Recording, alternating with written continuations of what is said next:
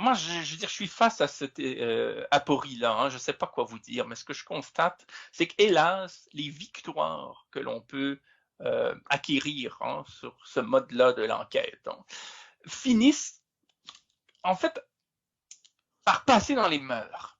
Et ça, c'est un vrai regret. C'est-à-dire qu'à un moment donné, on critique un phénomène comme la famine dans le monde. Ben, la famine devient en fait partie intégrante du décor. Voilà, il y a la famine, que voulez-vous, c'est comme ça.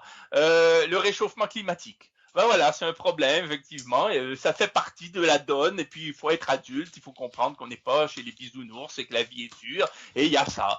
Et ensuite, on vous parlez de la corruption. Ben, la corruption, voilà, c'est rendu banal. Au début, on se formalisait du fait que Charles Pasqua ait les mains partout. Bon, aujourd'hui, des Charles Pasqua, il y en a partout. Il n'y a que ça. Et on en cite un de plus, un de moins. Je veux dire, c'est devenu comme un modèle. Et puis, quand il y en a un qui se fait pincer, c'est simplement parce qu'il a été malchanceux, parce que de toute façon, Comme Claude Guéant, hein.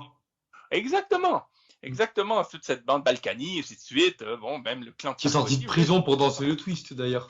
Bon, voilà, donc en fait c'est un on devient blasé. Et c'est la même chose avec l'évitement fiscal. C'est-à-dire que l'évitement fiscal, moi j'ai beaucoup aimé en parler au moment où on le découvrait parce qu'il y avait un émoi relatif à ce phénomène-là, parce qu'on pouvait expliquer, par exemple, le sous-financement des hôpitaux, ce qui aujourd'hui est crucial hein, si on veut penser ce qu'on appelle la crise sanitaire. Bon, il y a un certain nombre de points comme ça qui étaient au fond émouvants hein, sur le Mm. plan des passions politiques et qui pouvaient susciter des actions, des réactions, des pensées, des analyses.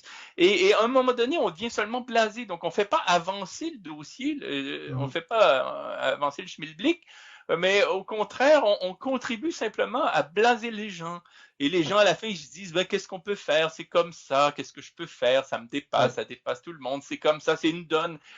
Et on finit par faire le jeu, et c'est une part d'autocritique même, hein, et on finit par faire le jeu des pouvoirs parce finalement on finit par normaliser ou banaliser euh, les enjeux du siècle en les intégrant au décor, tout simplement.